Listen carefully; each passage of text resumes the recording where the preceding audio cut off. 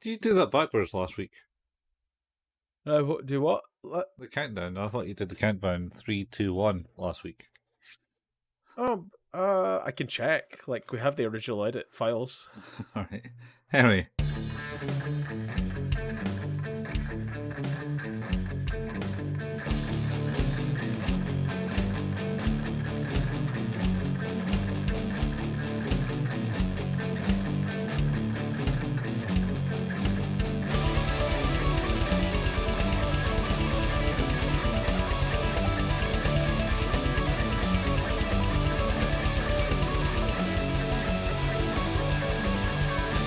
Hey everybody, welcome to another episode of Who's That Anime with your host Steve and Colin.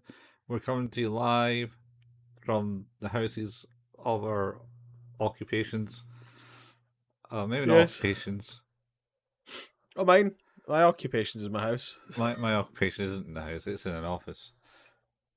Sometimes it's in a house. Sometimes. More often than not, it's in the office. Yeah. And happy Easter. We're recording this on Easter. We should have said it last episode. Yeah. But it's out now. We have an episode that's coming out today. Yeah. On Easter. On Easter. Which we never said happy Easter. Which I set loose upon the world like 2 hours ago now. Oh god, how could you? And it's been downloaded 3 times in that 2 hours. Oh, I set the video to go live at 9. Nice. And it's now 9:15. So it is live. So it is there. It's all happening now. And it hasn't been looked at yet. Not yet. Soon. I mean, it's not that surprising. Really. I mean, it's only been online for 15 minutes. I'll apologise now. I'm very, very full of the yawns. Full of the yawns. It's been a very busy weekend. So slowly having my energy sapped away from me. That's alright. It's a bank holiday weekend. It is. I have tomorrow off. You had tomorrow off, so you can sleep in tomorrow. Nope. What do you mean no? Because the children are also off. Sending it to school. Yeah. I mean, school's not shut for another week, so. Well. Yeah, one of them is not old enough to go to school yet. He might be a little bit confused by that. I mean, yeah, I suppose. But we'll see. We'll see. Oh. Or not. Yeah, we're here to talk about Trigun, really. Yes. We're on episode 6.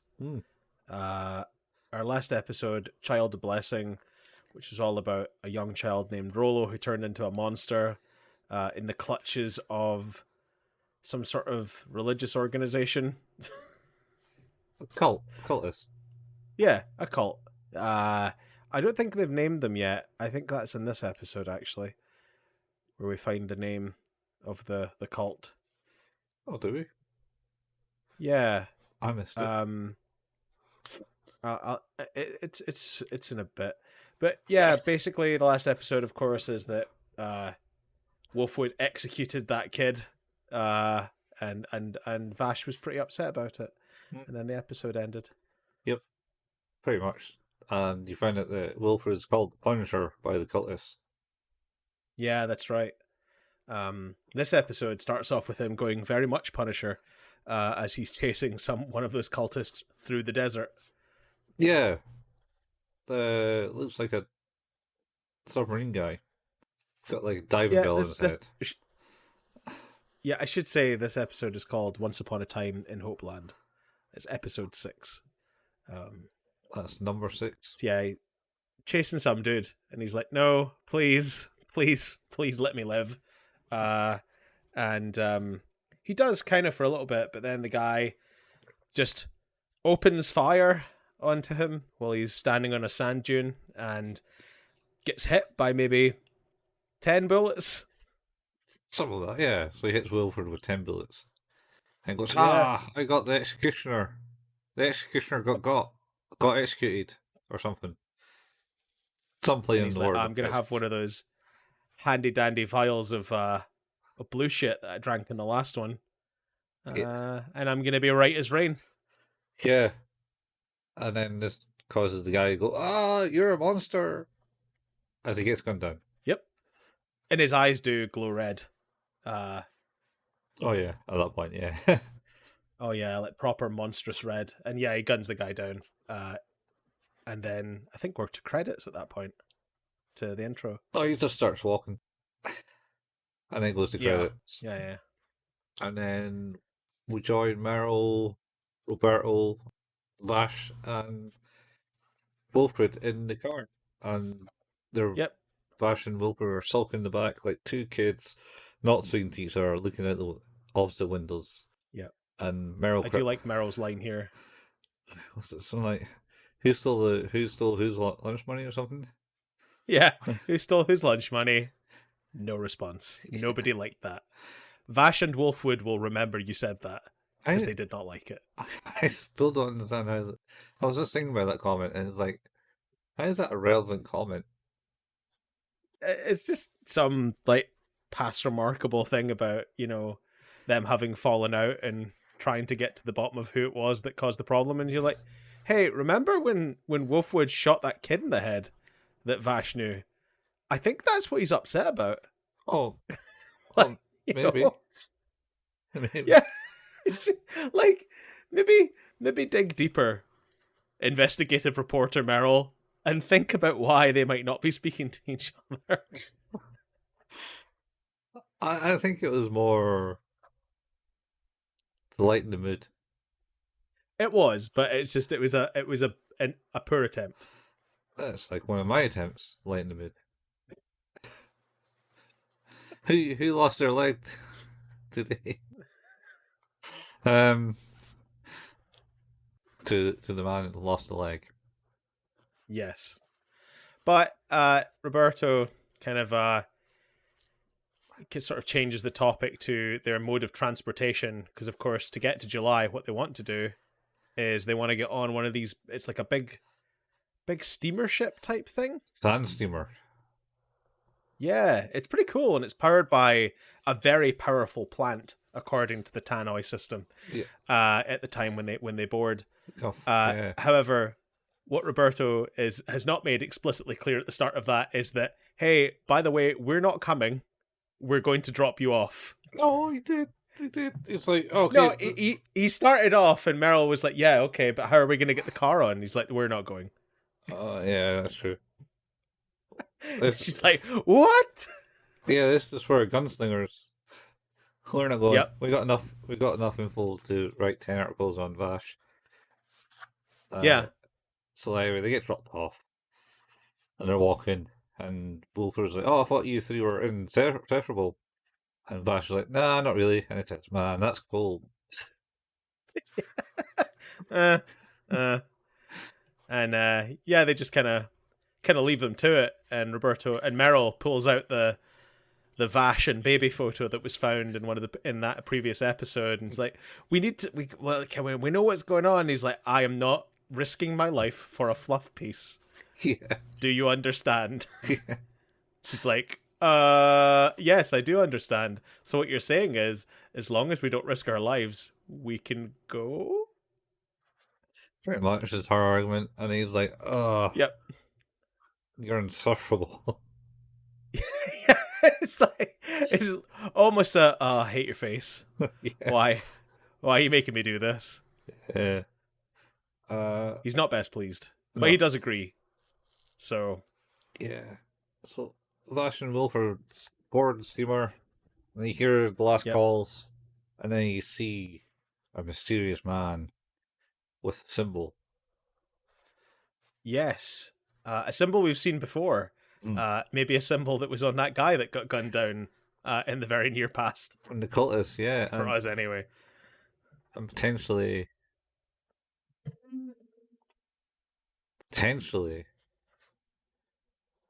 it was in the last episode too. on the big billboard signs and stuff. Oh yeah, In the we temple. have. It'll likely have been plastered in a number of places, and in particular, in some of the characters we're about to see, it is likely that they had that on them at some point as well. So Yeah. So I mean, they go. This guy has 2 suitcases. It goes on, and then boards and like all aboard, and then they give you the spiel about how it's great and it's the most secure Sandsteamer there is. And you see all these army men with guns running around it, and Vash and Wolf are essentially just on the deck watching it sail out. I can't remember what it is they're talking about. Oh, basically, why Vash's still so midi. And he's always got the moral high Yeah. ground, and he's like, "You can't be protecting everyone." And Vash is like, "Don't you just want to? Don't you have someone you want to protect?" Type thing. Yeah. And then he kind of goes, "Pshaw, what are you on about? Not me, honest." How dare you? How dare you say that about me? And then basically, there's a rag flies through the air, and Wilford just catches the man that we were talking about with the suitcases, which he opens up and produces 2 cross like guns. Yep. Because 2 smaller than Wolfwood's cross guns. Yeah, smaller than his cannon. And just kind of like he goes, "Get down," and No, he says something like "Get the hell down." get the hell down. Get the hell down. Yeah, and he gets the guns down. Or get the hell away, something like that. Yeah. So tells Ash to go, and they disappear, and then the rag disappears and full of holes because he's got shot through it, and then Vash kind of goes at the gunman. Yep. Uh, Some pretty cool hand to hand combat in this section. I as per usual, the medium they're using, I think, is working in their favor for like the fight sequences because it looks good. Like I don't know if that makes it easier or not, but it feels very effortless in terms of their ability to put together a nice fluid fight scene. Yeah, I would say it probably is. Just going by being 3D models and stuff. It's kind Yeah, I suppose like it's easier to know the space you're working with rather than trying to place 3D models in a 2D scene or anything like that. But yeah, it feels really good, and the camera work is very good as well. So yeah, like I again, as always, it's pretty awesome. But of course, we find out that the glimpse of that person that Wolfwood caught in his corner of his eye and has now tried to gun down Vash is someone he knows. Yeah, it is. And I think Vash knocks him down. Yeah, he does like a hydraulic punch or like a pneumatic punch with his lost tech arm. Yeah, and then Wolford's like, "Oh, I know that." And then I think it had a flashback to the orphanage where he grew up in. There's the Hopeland orphanage. I like there are probably we could probably talk quite a lot about the flashback sequence, but I think like the important things to note here is one, it looks and appears that it's done with traditional animation, which I think is really cool. So it's proper like 2D. It looks 2D and hand drawn. Yeah. There's no speech. It's all done with cue cards, like a silent movie, which I think is super awesome. Yeah, because back then no one spoke. It was all key cards, like in Yeah. the early 1910s. Yeah, before there were talkies. Before the talkies appeared, because no one talked. They just all had key cards that went around. That's how people communicate. Also, the music is fantastic in the whole segment. It's just really great. It's fantastic. I think I've said this before, but the soundtrack's available on like Spotify and YouTube Music and pretty much everywhere to stream. It's absolutely 100% recommendable as a listen. particularly just the track Millions Knives is also fantastic. But yeah, this is the story of how the two meet, and Wolfwood is sort of, from what we can see, maybe already a bit of an outcast at the orphanage. Maybe respected enough, but not really friends with anyone. And the new child's name, Livio. This is about him coming to the orphanage and becoming friends with Wolfwood. Yeah, that's right. So he's coming in, comes to the orphanage. Wilfred kind of glances him at that point, and then takes the first night. I don't know, because it goes to like the night scene where they're all in the bed in the dorm, and Livio's just crying away, and then he also gets up to go outside. Then Whoop comes along and goes outside, and they have like this sweet conversation. And then Wilfred decides to walk off the edge of the cliff. Or so you think. He just literally goes, "All right." I mean, he does legitimately walk off a cliff. Yeah, you're right. He's like, "All right, that's cool, whatever. Bye." And then he walks off the edge of this cliff, and Livio's what? Runs over to him. He's just hanging Tom Cruise style, upside down from the side of the cliff. Yeah, his feet jammed in this wee alcove. Yeah. And then he gets up. But that's that. Yeah, the flashback is sort of a telling of the building of their friendship, and there's like a scene of Livio asleep next to Wolfwood, and like the kind of trusting, kind of brotherly relationship that they obviously build with each other over time. Yeah. It's really cool. And they smoke some random. Oh yeah, they smoke a bug leg. A bug leg or something, yeah, which produces purple smoke. Yeah. And then the woman comes. Oh, is that? Yeah. What the hell are you kids doing here, or something like that? Is that this bit? Yeah. Later? No, I think that might be this bit. That's this bit, and they run away. There's a bit where they're feeding the wee birds. Is it? Yeah, like baby birds. Yeah. Yeah, but that bit's kind of ruined me now. I just think of Ghost Hunter at that point. Oh yeah. The rabbit. Ghost stories. Ghost stories, that was it. Yeah, ghost stories. Yeah. I've seen the rabbits. Pet my fur harder. Yeah. Yeah, that's never good. It's not because you're a rabbit. Yeah, it's not. I'm not going to It's not a good dub. It's not a good quote. But yeah, I think this part of the flashback ends, and they kind of come back to him still being unconscious on the ground. Because there's a split in between the flashback. I think that it's because there's a scene where it goes to like Meryl and Roberto. Yeah, because they're now chasing him. But I also think it splits. It ends just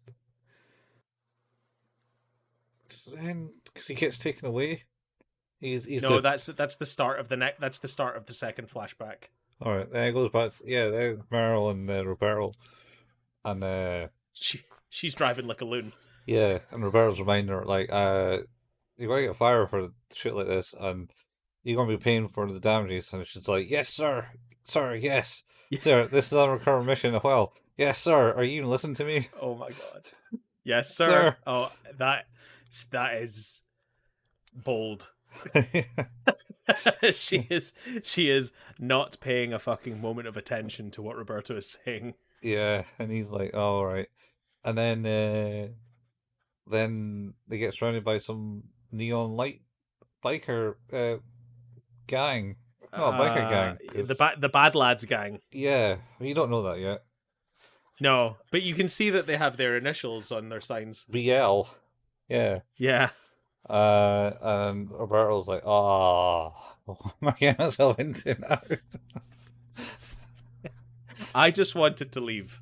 Yeah. And yet, here we are in the middle of the desert being attacked by a gang. Yeah. Amazing. Chasing down the Sandsteamer. Fuck you, Meryl. Yeah. They're all in like boats and the gang. They're like in weird surfing sand boats. with fins. Like it's like the sand skiffs from Gears of War 5. Yeah, and like the ones out of Avatar, The Last Airbender. Yeah, yeah. There's this bit there where they got airbenders doing it. Which is actually a weird thing now that I think about it. Because he was maybe the last airbender, right? But weren't the people driving those things airbenders, or were they just earthbenders? He was just the last of them. Yeah, but like they meet people like, running along with the sand skiffs. Yeah, but he's the last one. He's the youngest one. No, he's maybe like he's like the last The very one. last. Like Yeah, no more. I don't really watch enough of it to know. I need to go back and maybe. He's the last by time. Lost in time for 100 years. He's not the only airbender. Yeah. He's just the last one. No, he's the one. No, but I'm saying that's how you could read it if you wanted to. Yeah. No, he's might be the only one though. They should have changed the name. The only airbender. It's not quite the same kick, man. It's not quite as good. Yeah. Anyway, so that happens, and it goes back to the flashback scene. And yes, and this is the bit where we see the cult turning up to it. It's really weird because they all like clap. Yeah, they're like, "Hey, you're a blessed child. Hey, happy." It's a privilege to be picked. Yeah, it's so like as far as what I can see, or from what I remember, I think I can't remember which part of it is this bit. But the cult is called the Eye of Michael.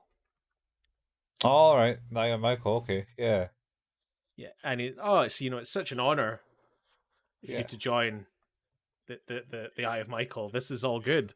Yeah, and he's like, okay, I guess, and he's taken away by these cultists. And as he looks back, you can see all these kids just waving and cheering, like they're all happy. You can't see Livio from what I could see. No. But you can see the teacher woman or whoever works in the orphanage, and she looks very upset. Yeah, she does. You can see that she knows what's about to happen. Yeah, she knows, and yeah. So then it kind of breaks to a cut car saying test subject something S plus. Yep. And then psychedelic colors. Yeah. Lots of colors and very cool drawings actually. Yeah. It's like the scene from like Dumbo when he got drunk. Yeah.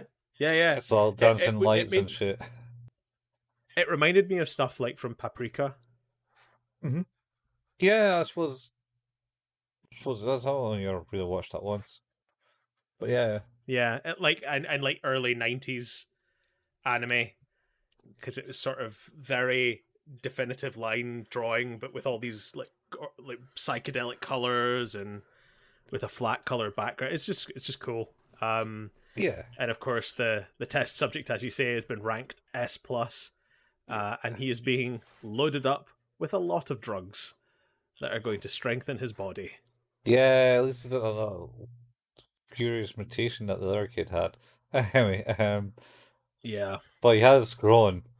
So it's Wilfred is on the bed in the cross bed, and yeah, because that's the downside to it, is it's going to prematurely age him. Yeah, he's now grown within a week about to the adult size. I don't think it's as fast as a week. I think it's over a longer period of time than that. But yeah, like the chemicals, you can see like on the cross that he's on, there's loads of blood. Like he's grown out of his old body. Yeah. It's rough. Yeah. So they he goes to a cell, and then there's a guy. There's bells starting ringing, and someone's breaking out the cell, and it's Wilfred breaking out the cell. He's uncovered, like he's got like a bunch of the vials hidden away in his stash, hidden under a floor tile. Makes a run for it. Gets gunned down, and doesn't stop him though. no, he takes a while and get back up. And the doctor's up there saying, "Oh, he's a test subject. Don't gun him down." And then I think he gets up, and then he's like, "I'm going home," and jumps to the window. See, so this bit again, we talk about moments where I've audibly gasped watching a thing. This is one of them.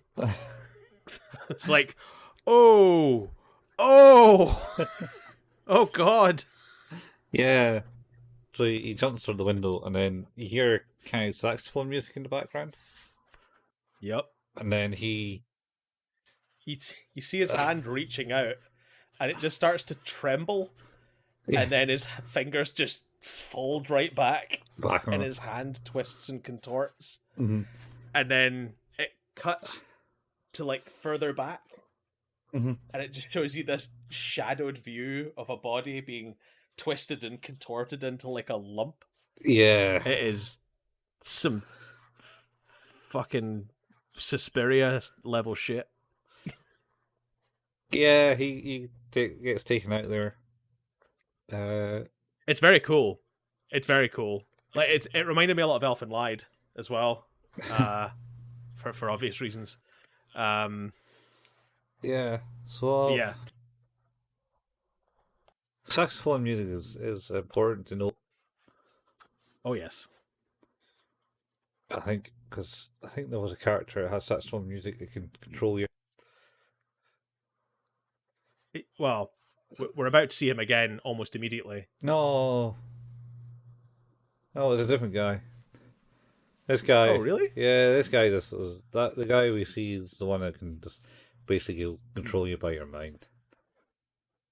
I just assumed that the guy you see, because in the next scene we see that Wolfwood has been put back into a cell, and now another guy has appeared, and he's like, "Hey, so you should join us. You know, be one of the gang. I think he says, he goes, be our Punisher, be the one to remove the people we want to remove and kill those who need to be punished." And he's like, "Nah, you're good." Yeah. He's also, and then he gets like psycho bashed. Yeah, but he also comments that he still has his free will, which is unusual. Yes, he does. He says, which is surprising. Yeah. And the guy goes, "I don't really understand about feelings and love and all that. I don't understand that. Fish, what you on about?" Yeah. And the guy's like, "No, I ain't doing that." And like say, he gets bounced around the walls. Well, and then Livio, he gets like crushed down.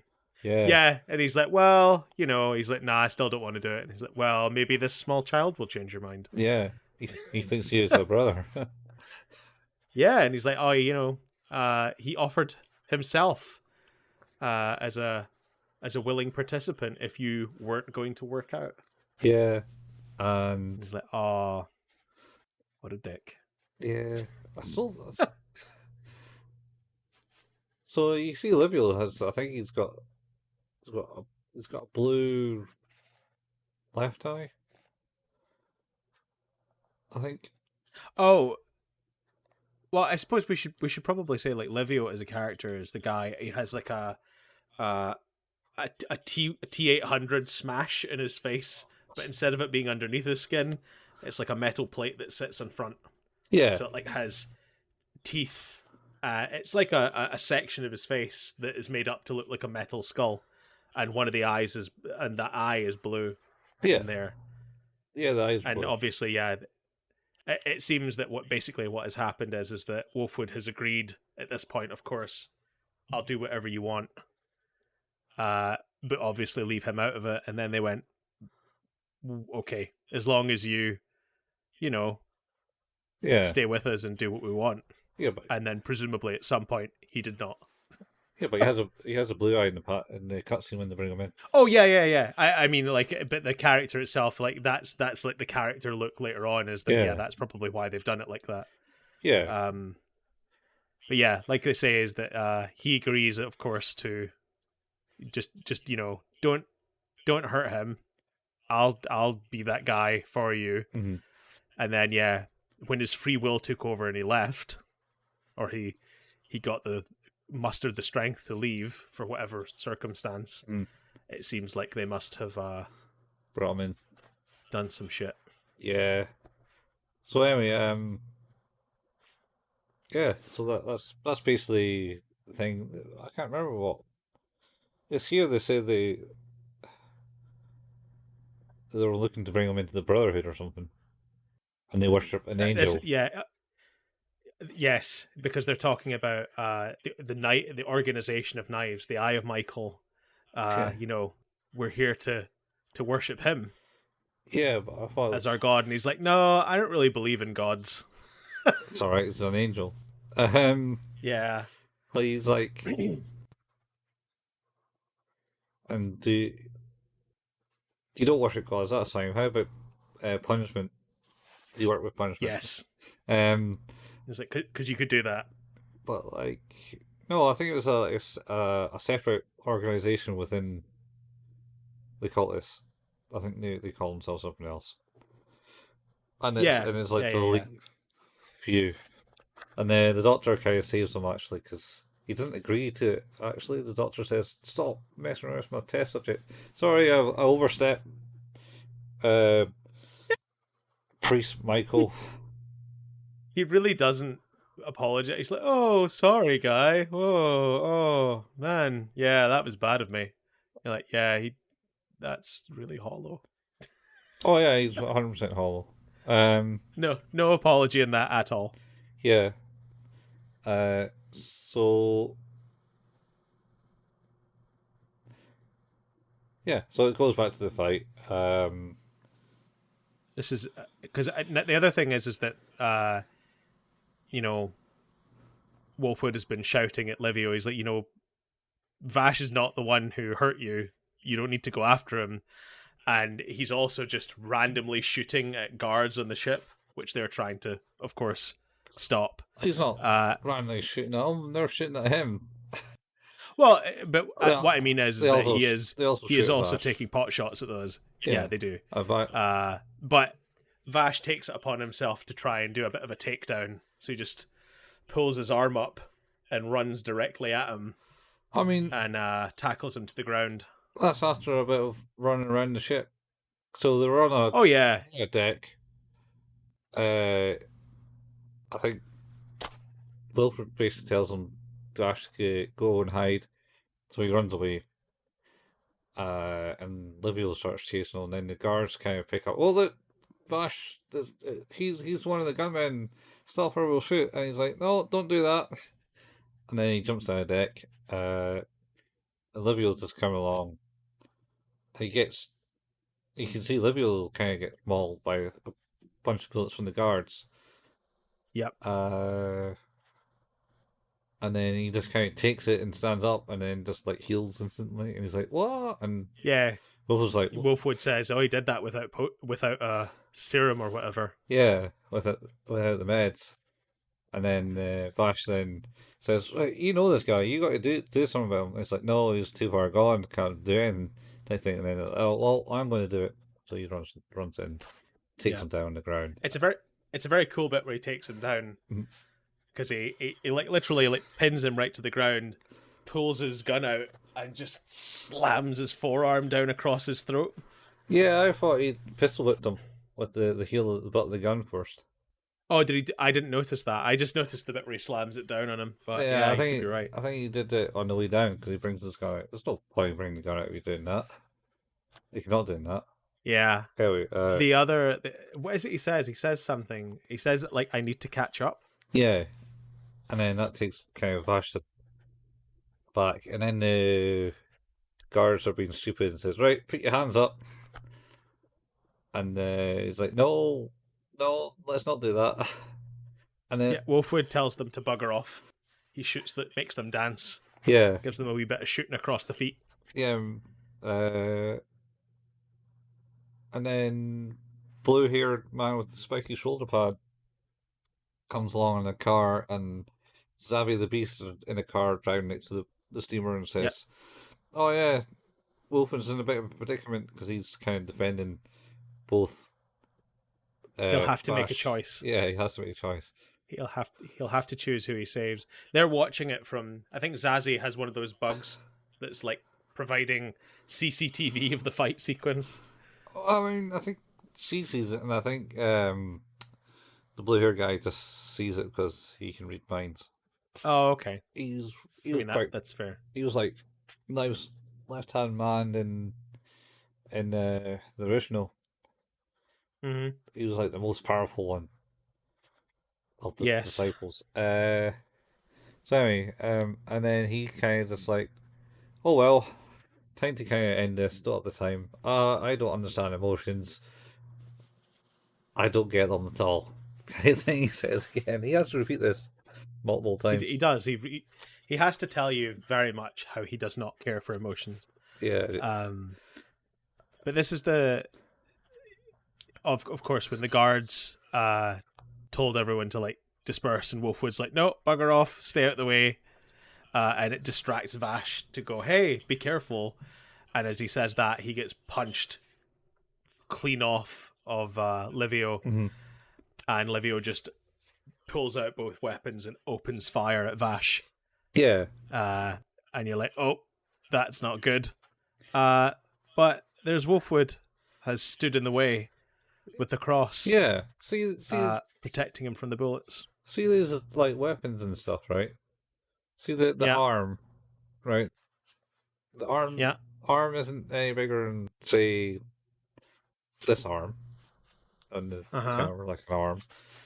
Yet he managed to protect himself from all the bullets with the one arm, holding it straight like that. I think a bit of artistic license, but also like I kind of get the impression that it's making more movement than you expect on a side to side, because we always see it. You don't see it front on. Mm-hmm. You always see it like side on.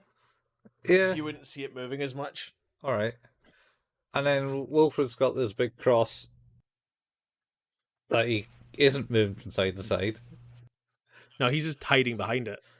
Yeah, I mean, it is wide enough for him to hide behind it, but and Vash is kind of on the deck. I mean, these guns are pretty scatter. Like, they're not very accurate. It's just they just fire out lots of bullets. I don't know, man. Anyway, but he shouts at him. He shouts at him, and he calls him Needle Noggin, which I thought was very funny. Vash has to hide, yeah. And then he just kind of picks up his cross and just slams it into the side of Livio. He sends him flying like a baseball bat.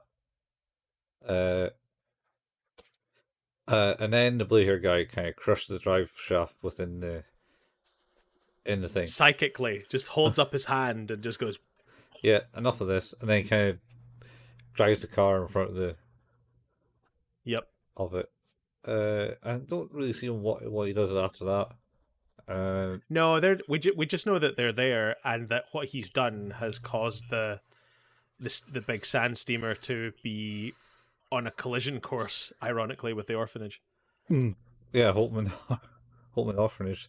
And then the Badland gang appears and harpoon the steam and start climbing up the back of it. I think must be the back of it. Where Vash and Wolfwood are, and then he's getting up, recovering from the big bash into the wall, and Wolfwood's like, "Ah, great, Badland guys." The Badland gang, even. Bad lads. Bad lad gang, yeah. The bad lad gang, yeah. I think that's it. That is it's a cliffhanger episode. It's a two-parter. Just like in the original. Man. Because I quite enjoyed this one. Yeah, they had the Sandsteamer in the original, but it was going through a gorge. Yeah. So the Badland guys just kind of mounted it from jumping off the gorge onto it. Yeah. Wondering if they got the captain of the Badland guys still had his wicked hat, his neon hat. Neon. Yeah, he had like a weird neon, kind of like pointy Dick Turpin's hat. Oh yeah. His name was Brilliant Dynamites. Brilliant Dynamite, man. I think Brilliant Dynamites Neon. What a name. Yeah, he was pretty awesome. Yeah, And this was a good one. Yeah, he was a good guy, and then he's a good bandit guy. He was honorable. An honorable thief. Yeah, he helped save and gang member. Helped save everyone on the sand cruiser. Steamer. Yeah. Yeah. In the original. We'll see what goes on this one. Yeah, it was good. So what do you rate this one? This one. Oh, we got the backstory of Wilfred. Yep. Got to see him feeding some birds. Yep. Some action. Saw him turned into a human basketball. Yeah. You saw some more of Nicey's right hand men. Yep. The psychic dude in particular. Oh. Yep. Was he called Legato or something? Legato Blue Summers. Legato Blue Summers. That's right, because the priest / doctor comes in and goes, Summers! No! And I was thinking, wait, what? Summers? Scott Summers. Scott Summers from X-Men. Yeah, or his brother. Morph. No. Who was his brother? Had power to shoot things out of his arms, I think. Oh, God damn it. No, can't remember. He was the X-Men's Generations, I believe. He thought he died, but didn't. And then worked with Magneto. Alex, yeah, his older brother. Yeah, no, it's good. Maybe an 8, this one. I was close to I'm almost a 9. Yeah. Because I thought the 2D animation stuff, like the flashback stuff, was a really nice touch. Mm-hmm. The action was really, really good. A little disjointed part, like the start of it, and the Roberto and Meryl stuff seems a little off to the side, and not,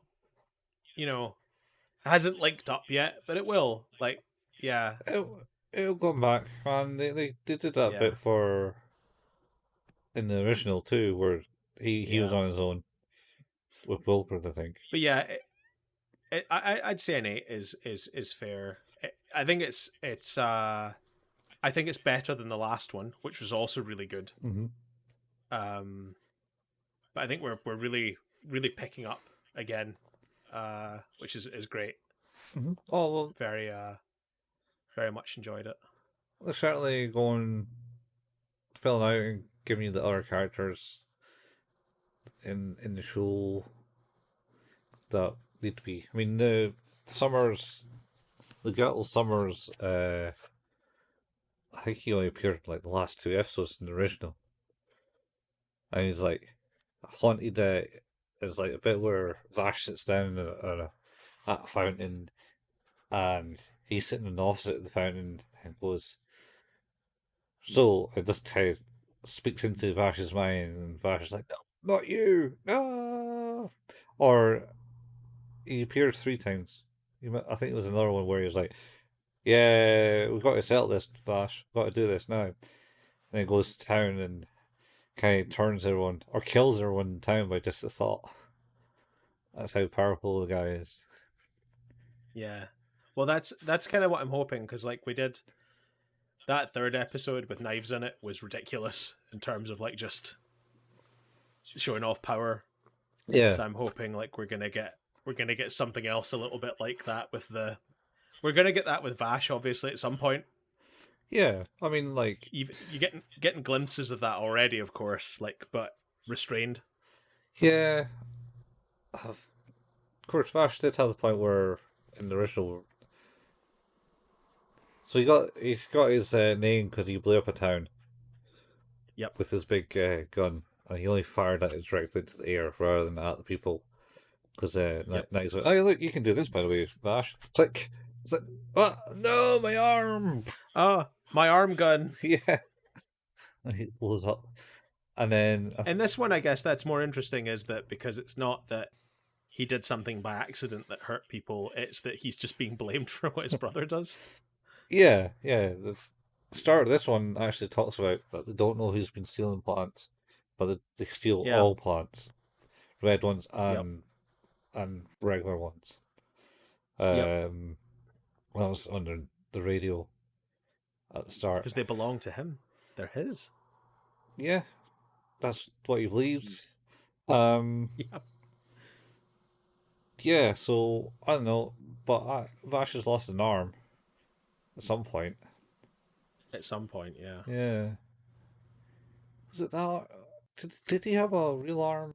No, because he had like a fake arm, which he kind of He peeled had a fake down. arm. You just didn't know. He wore gloves and it was obscured. Yeah, he peeled it because I feel like that was more of a reveal. Yeah. In the first show, whereas obviously in this one it's part of the character design. Yeah, so there's one where he kind of lost his gun, I think, and then his wrist, his forearm kind of like drops down, and then his rest of his arm is like a cannon on its own, and just fires like a big bullet. I think in the original, like, oh, do you see it? It's wrapped. Yeah. It's wrapped up. It doesn't look like a robot arm. Yeah. Is it his other arm? No. Maybe it does. Was it his... No, it's his left arm. It is his left arm. Yeah, so his right arm, I think, also breaks down. And had, like, a gun in it. If I remember right, because he fooled someone, because, aha, you don't have a gun. Oh, yeah, I do. Turns out I'm all gun. He is all gun. I think he's got one in his foot, too. No, wait, no, that's... All gun, all the time. No, that was Only Blood Will Tell. Oh, Only Blood Will Tell? Was that the game? Blood Will Tell. I do not know. The game where the kid got... oh, wait! The dude with knife arms. Dude with knife arms and guns and shit in his arms because he's been mutated. He had to get all of his stuff back. Yeah, and he's got to go around killing demons. The one where he goes, Voice acting for games were top notch back in the early 2000s. Because he got his voice back. So his voice back. Yeah, and he gets his eyes. So basically, it's that game's set in feudal Japan, I think. And yes. And his father sacrificed all his body parts for more power to all the demons, essentially. And then threw the baby away, and then some other guy picked him up and went, you know what, I can make artificial limbs for everything. So you can survive. Very complicated ones. Yeah, like has guns and blades in it. You can't see, but I can make your eyes and stuff like that. Is it? Yeah. Well, I'm looking forward to where this is going now. The next episode is episode 7. It's called Wolfwood. So, yeah. Wolfwood. That'll be pretty good. What's he going to do? What's he going to do? But, yeah, we've done it again. Mm-hmm. You've finished an episode of Who's That Anime? Where's That Anime? Good Lord. Where's that Who's anime? That Anime? And Who's That Anime is an anime podcast that you can find where? At anchor.fm/Who's That Anime, where all good podcasts can be found, mainly our podcast. You can look for it on Spotify, Stitcher, Google Play, Apple Podcasts, Overcast, Pocket Cast, pretty much anywhere, to be honest. We also have a Facebook page. It's facebook.com/who's that anime, where we post the latest releases and just the occasional anime meme and bits and bobs like that. We have a Discord. The link for that is in the show notes. Colin also painstakingly puts together the video versions of these episodes. The latest releases are up. We're back to full strength with week in week. We're on now. No gap. No gap. Yeah. So been like that for a while, for this whole series. Yeah, for the whole Trigun. Yep, because we had that. So yep, we downtime earlier in the year. Yeah, we're all caught up now. So yeah, the next episode will be released on YouTube at the same time it is released in podcast form, and you can find the YouTube channel by going to youtube.com and searching for @Who's That Anime, which I believe that tag works just fine. Otherwise, just search for Who's That Anime and look for channels, and we are there. Colin and I also like to play video games. Colin at twitch.tv/couchfuel and myself at twitch.tv/hailpayman. And you can find both of the archives of those channels on YouTube as well by going to youtube.com and searching for Couchfuel or Hail Payman. The channels are both there. Yep. And that, I believe, is us. Yeah, pretty much. That's us done for another week. A week. We'll be back. Yeah. A week of soon holidays. Yes. Yeah. I'm trying to stretch this on a bit longer, but I had nothing to say. Man. Nothing to say. We've ran for like nearly an hour talking about a 24-minute episode. How do we do that? Because we got the skills. It's not skill. Skills, man. It's an inability. It is an inability to self-edit. No, it's. We talk about a 24-minute episode and we elaborate on what's happening in the episode.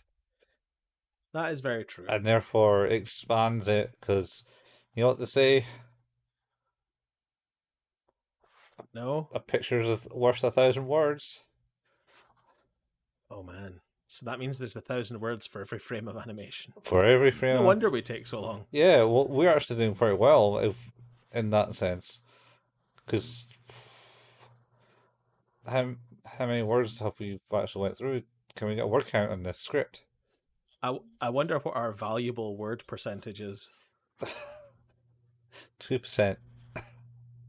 Yeah, I'll take it. 2%. I'll take it. Anyway. I mean, considering that's like what, 24 times 24,000. Yeah, it's a lot. It's a lot of frames. A lot of frames, a lot of words. I assume it's on 24 frames. Yeah, probably.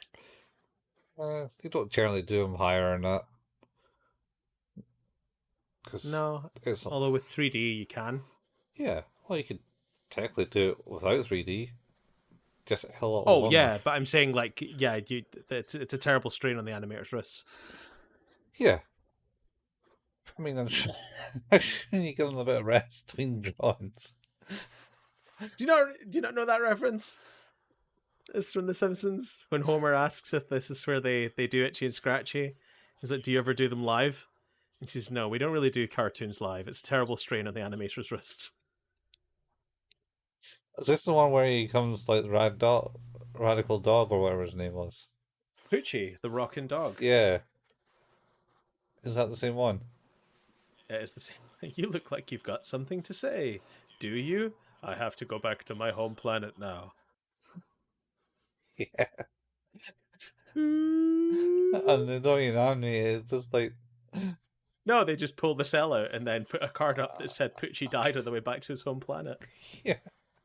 Because no one liked it, because he was getting self-righteous.